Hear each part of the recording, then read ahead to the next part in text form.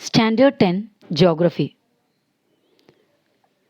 Dear children, we are continuing the lesson number 8 Economy and Occupations. Already we have done 2 videos of the lesson, and this is the third part.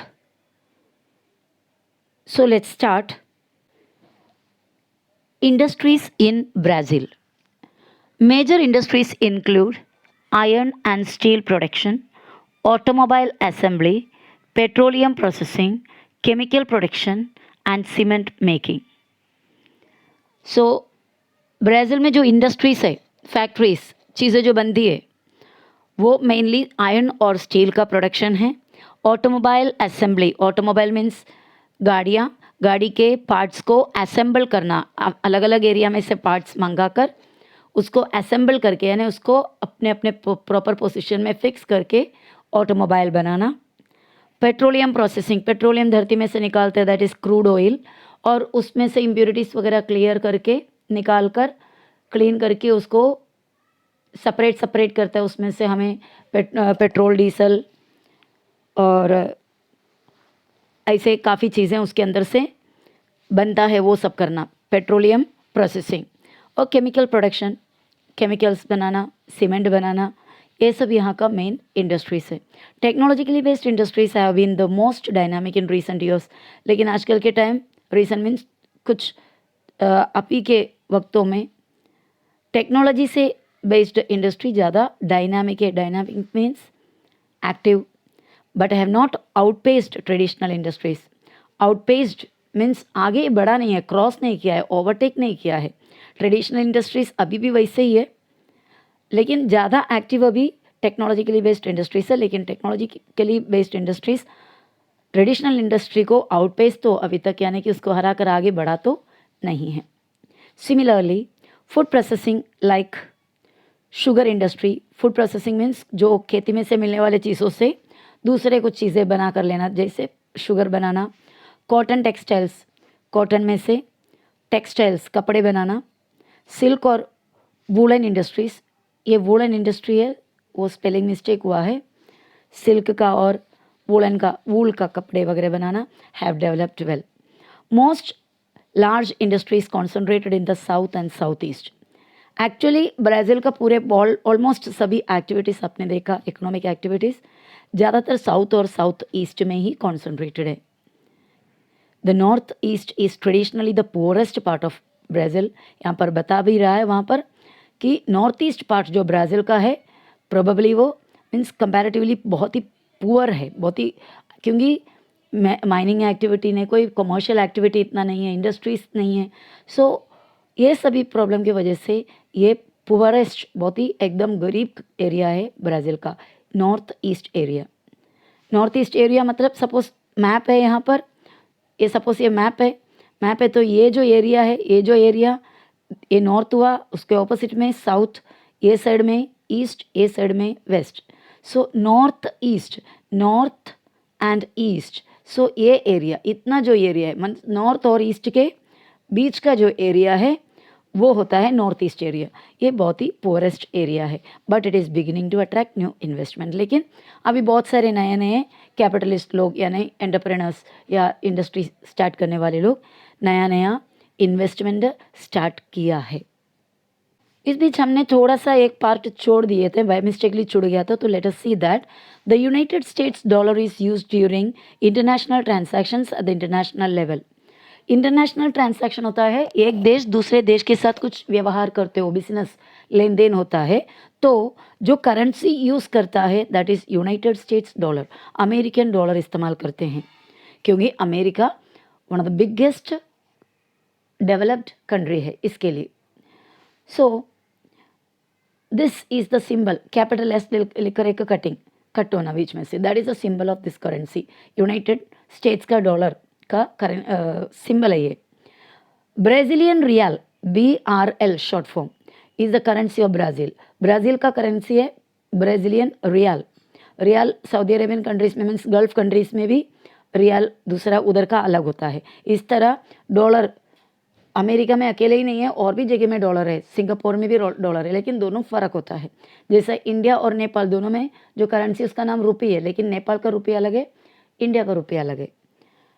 और ये जो है are लिखकर जो American dollar का भी symbol साथ में डालोगे तो ब्राज़ीलियन रियाल का सिंबल हो गया, is the symbol of this currency. और र हिंदी का र लिखकर एक कट करोगे तो इंडियन करेंसी का सिंबल हो गया। अब यहाँ पर कैलकुलेशन दिया हुआ है, 1 American dollar means 3.1297 Brazilian real के इक्वल है। दैट मीन्स ब्राज़ीलियन रियाल 3 से ज़्यादा लेंगे, 3 और समथिंग या एटलीस्ट 3 ब्राज़ीलियन रियाल लेंगे तो ही एक अमेरिकन डॉलर बनेगा। सो अमेरिकन डॉलर का वैल्यू ज़्यादा है, ब्राज़ीलियन रियाल से 3 गुना से ज़्यादा वैल्यू है। इस तरह Indian rupee 64.153, that means more than 64 rupees India का लेंगे तो एक US dollar, that means US dollar का वैल्यू इंडियन रुपीज़ के 64 गुना ज़्यादा है यूएस का डॉलर का वैल्यू। पर ये जो वैल्यू इधर टेक्स्ट बुक में दिया है, ज़रूरी नहीं कि अभी भी वैसे ही हो, वो कंटिन्यू बदलते रहता है, कभी कभी तो पल पल में ये वैल्यू बदलते रहता है। वैसे अभी हम इंडस्ट्री के बारे में स्टडी कर रहे थे, उसके बीच में जो छूट गया था वो पोर्शन हमने अभी देखा। So let us continue with the industries. यहाँ पर कुछ लोगोस दिया हुआ है, लोगोस ऑफ वेरियस इंडस्ट्रीज। यहाँ पर दिया हुआ फर्स्ट लोगो देखिए, ONGC, ये किस चीज़ का लोगो है, आपको कोई आइडिया है?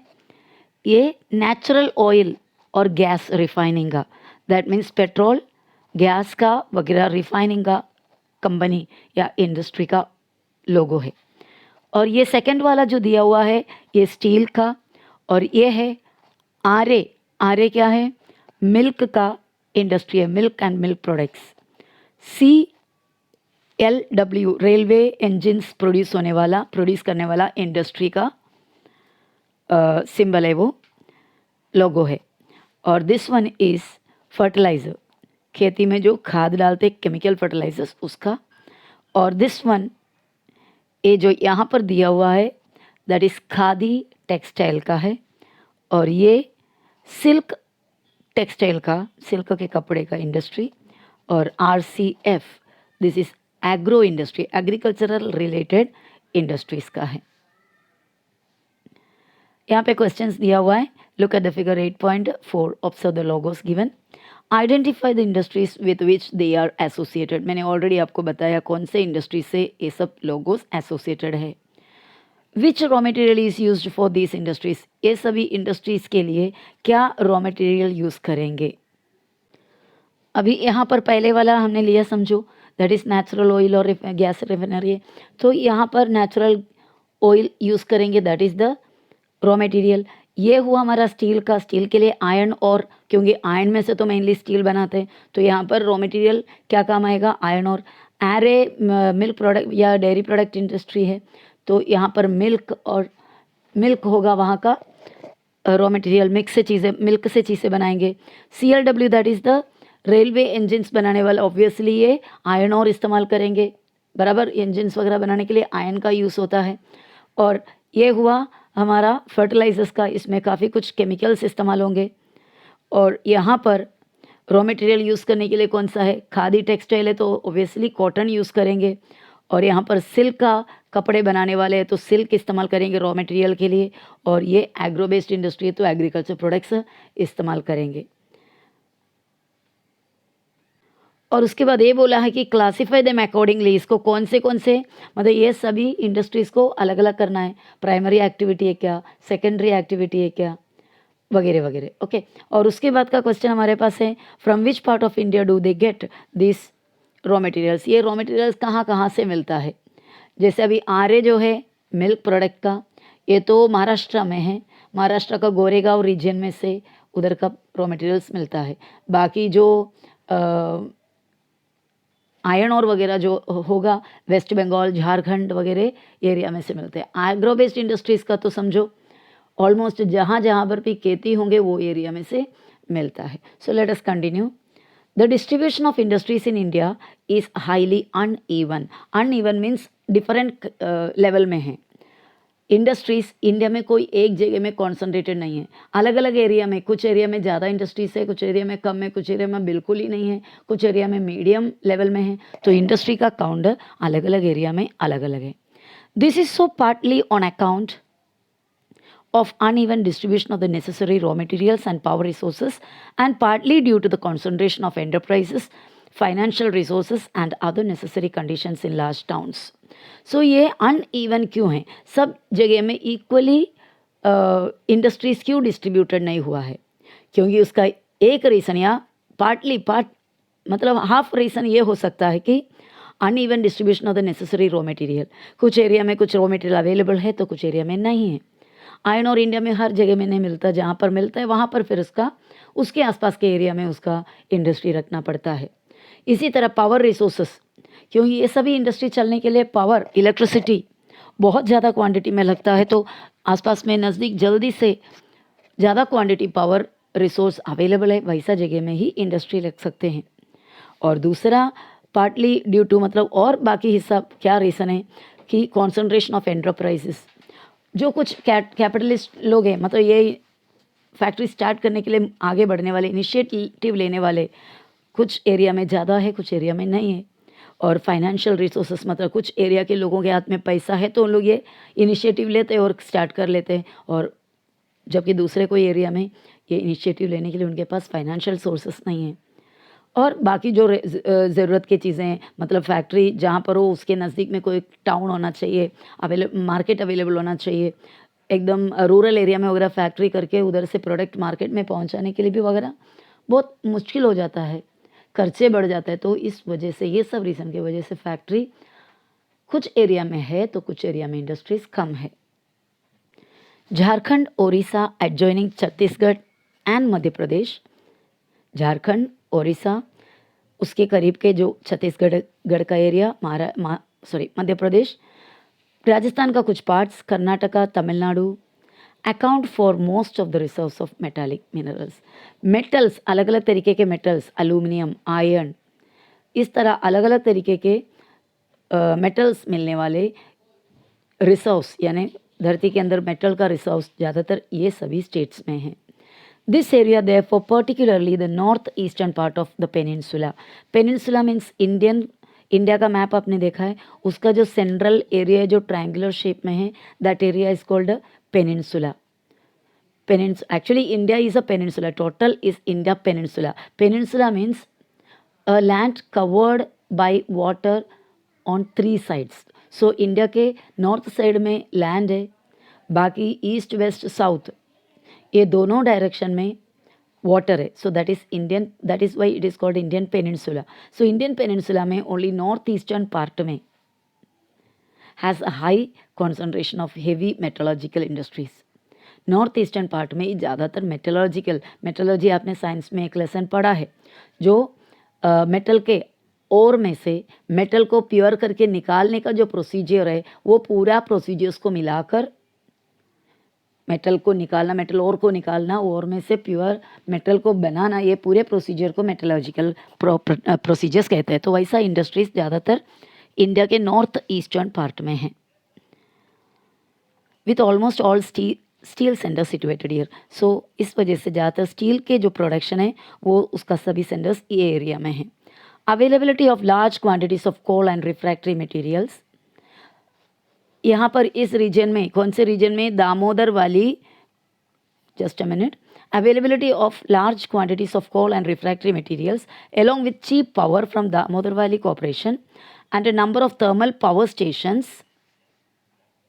thermal power projects has added to the advantages. मतलब ये एरिया में ऑलरेडी ही, नॉर्थ ईस्टर्न एरिया में ऑलरेडी ही मेटालिक क्या बोलते हैं, रिसोर्सेस बहुत ज़्यादा है, और ऊपर से यहाँ पर लार्ज क्वांटिटी में कोयला अवेलेबल है, रिफ्रैक्टरी मटेरियल अवेलेबल है। रिफ्रैक्टिव मटेरियल बोलेगा तो जो मटेरियल डिकम्पोजिशन के against, materials resistant to decomposition, heat और प्रेशर के वगैरह वजह से इसमें कोई नुकसान नहीं होने वाले, ऐसे जो चीज़ें जो इसको ज़रूरत है इंडस्ट्री के लिए। और साथ में दामोदर वैली कॉरपोरेशन की तरफ से इलेक्ट्रिसिटी भी भरपूर और चीप रेट में, चीप पावर करके बोल रहा है, चीप पावर रिसोर्स वो भी मिल रहा है। और ये सभी के वजह से यहाँ पर इंडस्ट्रीज बहुत ज़्यादा है। कौन से एरिया की बात हम कर रहा है? Yes, north eastern part of India. Rajasthan has copper, lead and zinc. Rajasthan में कॉपर, लेड और जिंक अवेलेबल है। Karnataka has steel, manganese and aluminium. Tamil Nadu has aluminium metal industries.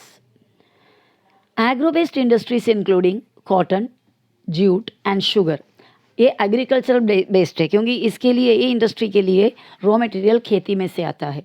Cotton industry, jute industry. Jute आपको मैंने लास्ट वीडियो में बताया था, जो गोनी वगैरह बनाने वाले जो सुतली वगैरह बनाते हैं, जो उसका धागा जूट नाम का झाड़ में से आता है। तो jute, sugar are heavily concentrated in the raw material producing areas. ये सभी इंडस्ट्री ज़्यादातर रॉ मटेरियल जहाँ बनता है, मीन्स खेती में, वो खेती के आसपास ही इसका इंडस्ट्री बनता है। रीज़न एक्चुअली ये है, सपोज फॉर एग्जाम्पल, आप एक truck load of sugar cane खेती में से निकाल कर 20-25 किलोमीटर डिस्टेंस में एक फैक्ट्री में पहुंचा देंगे, या 100 किलोमीटर डिस्टेंस का एक फैक्ट्री में पहुंचाओगे।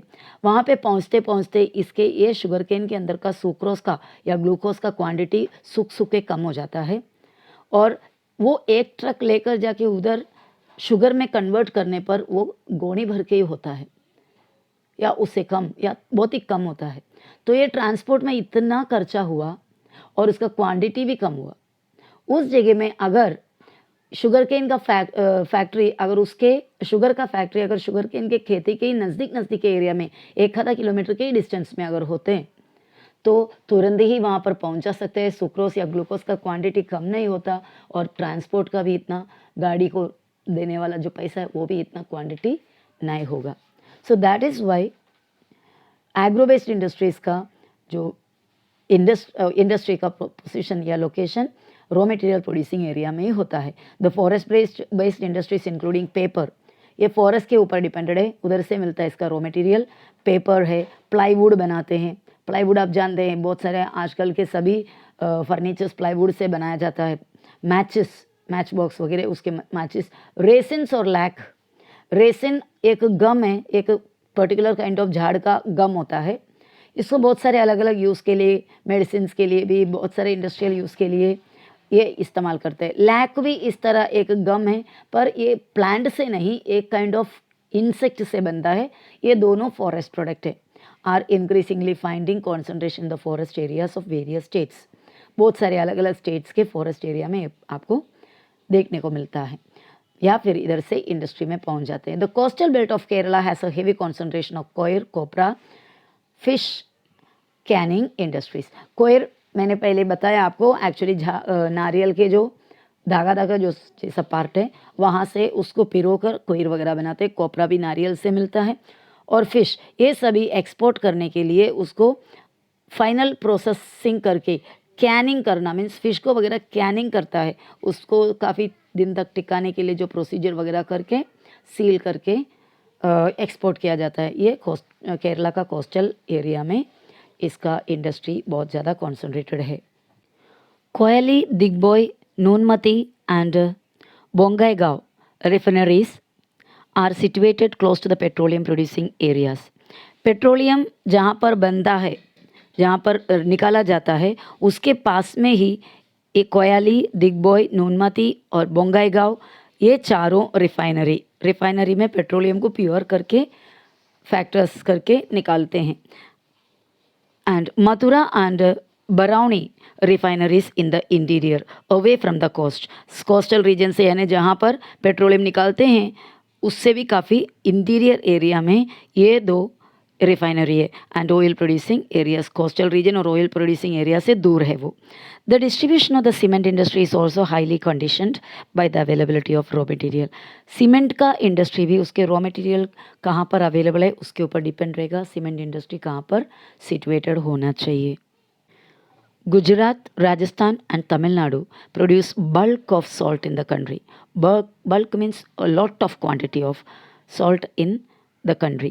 Mechanical engineering, electrical, automobile, fertiliser and numerous consumer industries means numerous consumer products जो रोजी लाइफ के लिए हमको ज़रूरत पड़ती है, ऐसे बहुत सारे चीज़ें वो सब बनाने वाले industries which show little bias for raw material, जिसमें ज़्यादा बायास मीन्स इंटरेस्ट बोलो, इन्फ्लुएंस बोलो या स्पेशल स्पेस देना, उसको बायास कहते हैं. That means little bias means not at all for raw material. यानी ये सभी जो न्यूमरस कंज्यूमर फर्टिलाइज़र ऑटोमोबाइल वगैरह बनाने के लिए रॉ मटेरियल पे ज़्यादा डिपेंडेंसी नहीं है. रॉ मटेरियल दूर से लेकर आए तो भी चलेगा, पास से भी मिलेगा तो भी चलेगा. Means this industries are not dependent on the availability of the raw material. You have the place where the raw material is available.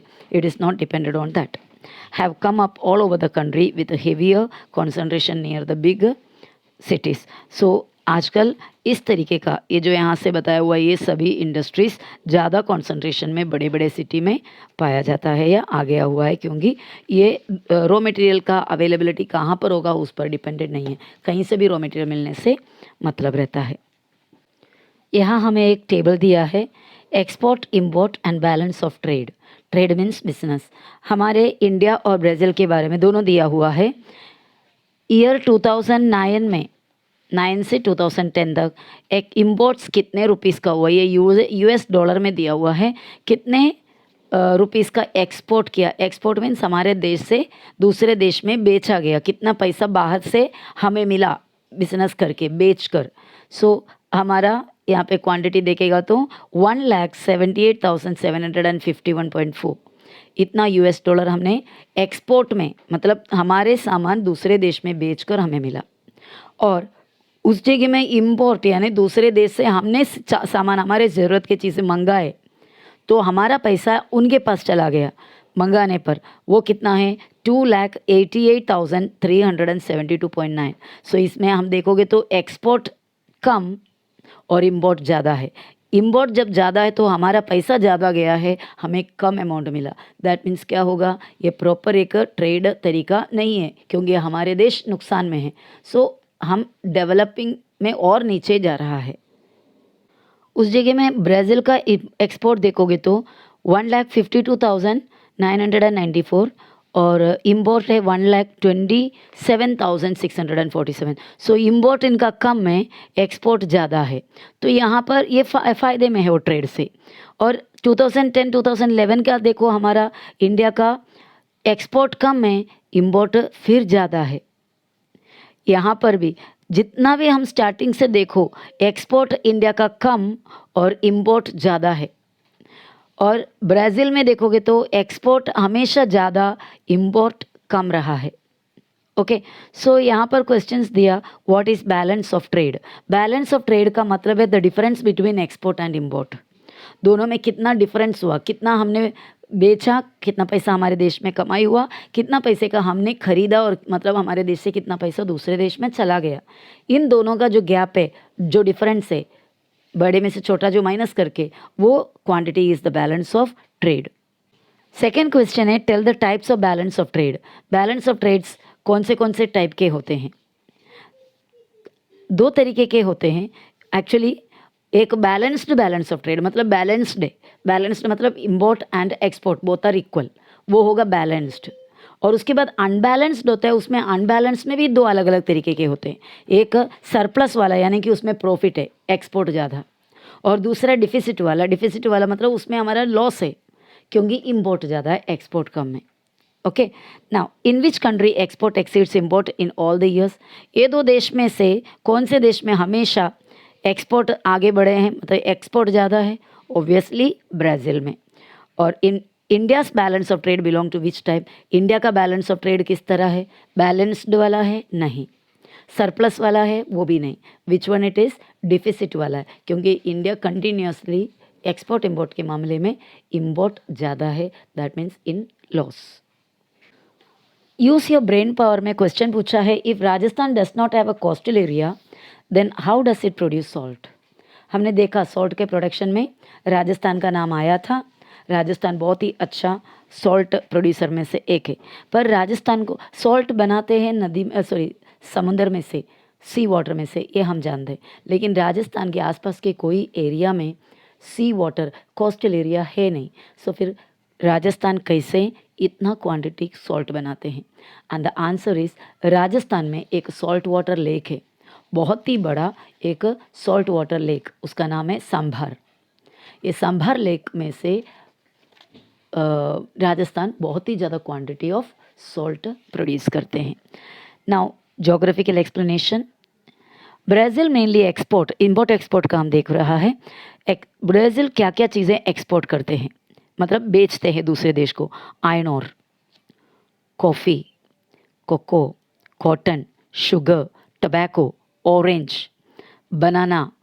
और इम्पोर्ट क्या क्या करते हैं, मतलब दूसरे देश में से हमारे अपने लिए ब्राज़ील को क्या क्या ज़रूरत है, क्या क्या खरीदते? मशीनरीज, केमिकल प्रोडक्ट्स, फर्टिलाइज़र, मतलब केमिकल फर्टिलाइजर्स, खाद वगैरह, वीट, वीट मीन्स गेहूँ, हेवी व्हीकल, बड़े बड़े vehicles, mineral oil, mineral oil means petroleum, and lubricants. Lubricants बोलेगा तो मशीन के पार्ट्स को वगैरह लुब्रिकेट रखने के लिए, मतलब स्मूथ चलाने के लिए जो हम अप्लाई करते हैं, जैसे कि ग्रीस वगैरह हम लगाते हैं, वो हो गया लुब्रिकेंट। ऐसा अलग अलग तरीके के लुब्रिकेंट्स मिलते हैं। मेजर ट्रेडिंग पार्टनर्स आर, और ब्राज़ील किस किस कंट्रीज़ के साथ पार्टनरशिप में बिजनेस करते हैं? Germany, USA, Canada, Italy, Argentina and Saudi Arabia. And India, India के साथ भी है। सो एंड के बाद हमारा इधर इंडिया है। एक्चुअली इधर एक एंड की ज़रूरत नहीं थी, यहाँ पर Argentina, Saudi Arabia and India. Now trade mark makes up about 25% of GDP. तो ब्राज़ील का जो जीडीपी है, ग्रोस डोमेस्टिक प्रोडक्शन, ज़्यादा क्वांटिटी जो कमाई, फाइनेंस, इकोनॉमी, उसमें से 25%, टोटल में से 25% बिजनेस से, यानी दूसरे देश के साथ बिजनेस करके कमाते हैं ब्राज़ील। फिगर 8.5 का देखेंगे तो कंपैरिजन पता चलेगा। अब यहाँ पर 8.5 फिगर में हम देखो, ये एक पॉलीलाइन ग्राफ है। यहाँ पर ब्लू लाइन का जो दिख रहा है वो ब्राज़ील का है जीडीपी, रेड लाइन का जो दिख रहा है इंडिया का जीडीपी है। सो 1960 में इंडिया का जीडीपी आप देख सकते हैं बहुत ही कम है, रेड कलर का, और उस हिसाब से ब्राज़ील का ऊंचाई में ही है। ब्राज़ील का ज़्यादा ऊंच नीच हुआ नहीं है, ऑलमोस्ट एक सेम कंटिन्यू लेवल में जा रहा है। और इंडिया में यहाँ पर आके थोड़ा इम्प्रूवमेंट, काफ़ी इंक्रीज हमको दिखाई दे रहा है। इंडिया मेनली एक्सपोर्ट, अभी हमने देखा ब्राज़ील ने क्या एक्सपोर्ट किया, इंपोर्ट किया। नाउ इंडिया क्या क्या मेनली एक्सपोर्ट करते हैं? टी, चाय पत्ती, mangoes, coffee, spices, leather goods, iron ore, cotton, silk textiles वगैरह वगैरह इंडिया एक्सपोर्ट करते हैं। वाइल इट मेनली इम्पोर्ट्स क्या खरीदते हैं? Petroleum, machines, pearls and precious stones. So बहुत ही बड़े बड़े महंगे चीज़ें हम खरीदते हैं। Gold and silver, paper, medicine etcetera. India's major trading partners, India mainly बड़े बड़े कौन से कंट्रीज़ के साथ पार्टनरशिप में बिजनेस करते हैं? मीन्स किस किस के साथ बिजनेस होता है? UK, United kingdom, USA, Germany, Japan, China, Russia etcetera. अभी यहाँ पर हमसे पूछा है कलर्स ऑफ बोथ में इंडो ब्राज़ील टाइज, मतलब यूनियन बनाया हुआ है कंपनीज आपस में मिलकर। ये कुछ कंट्रीज़ का एक यूनियन है, let us see that letter. आगे हमारे एक्सप्लेनेशन क्या दिया है हम देखते पहले। नेक्स्ट पार्ट है जोग्राफिकल एक्सप्लेनेशन, यहाँ पर दिया है Indian companies set up industrial centres all over Brazil and invested lot of capital. India के बहुत सारे कंपनी के ऑनर्स ब्राज़ील में बहुत सारे इंडस्ट्रियल सेंटर्स स्टार्ट किया हुआ है और वहाँ पर अपना बहुत सारे कैपिटल, बहुत सारे कैश इन्वेस्ट किया है।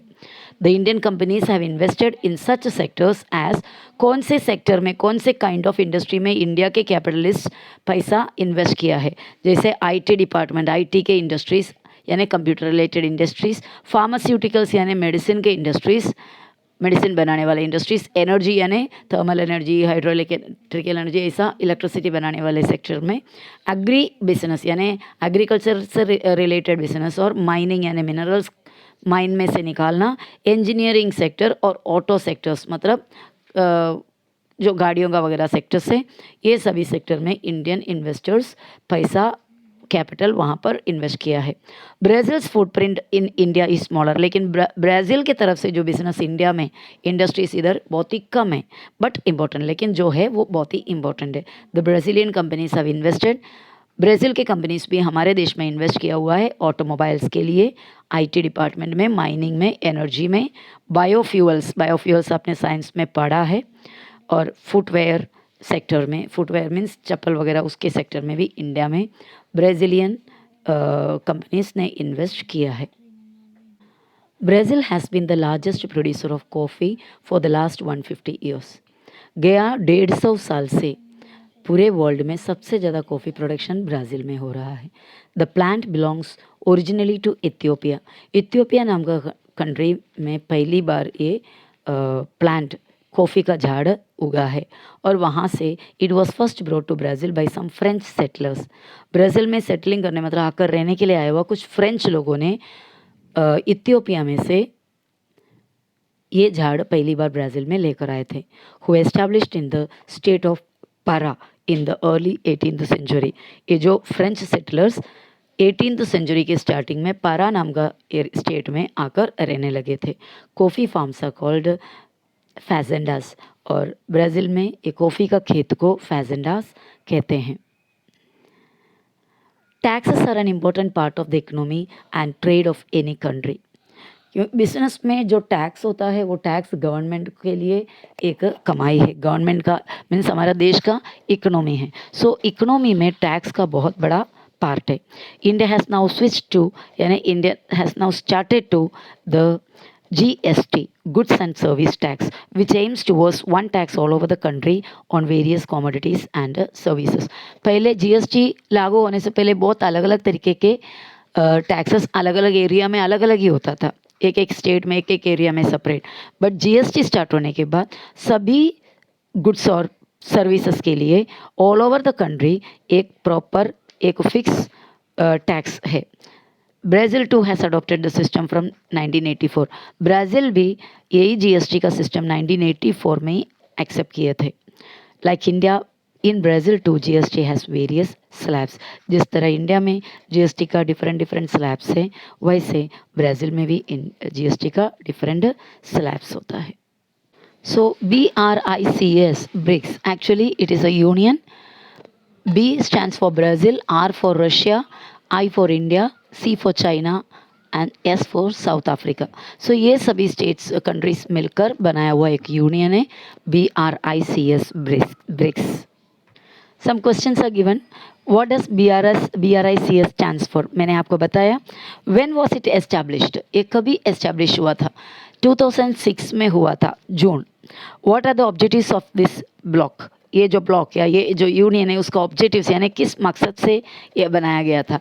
एक्चुअली आपस में मिल जुलकर जो बिजनेस करना, इकोनॉमिक के लिए एक दूसरे का हेल्प करना और कोऑपरेशन के साथ बिजनेस करना, वो सब इसका पर्पस था।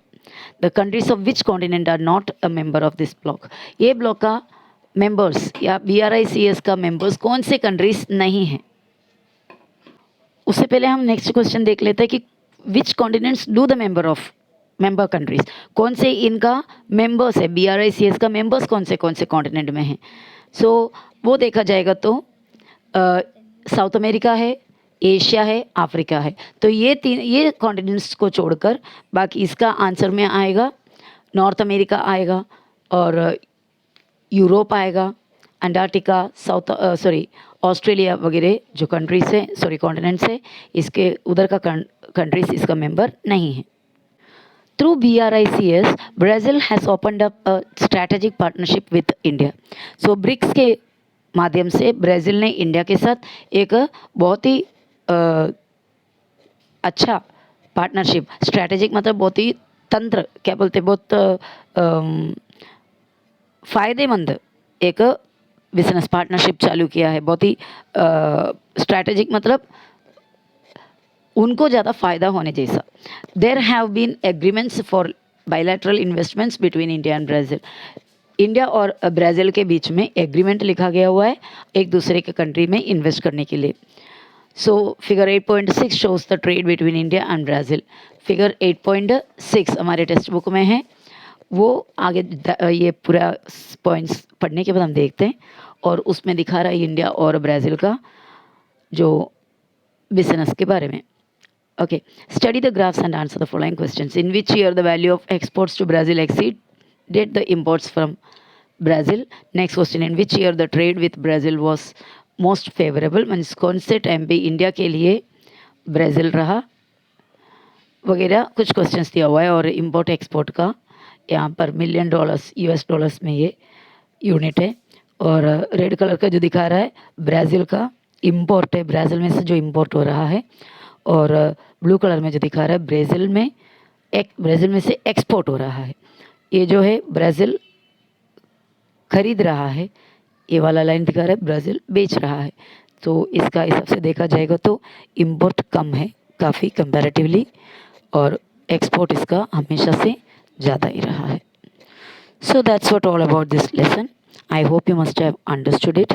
Go through the lesson 1 or 2 times until you understand it well.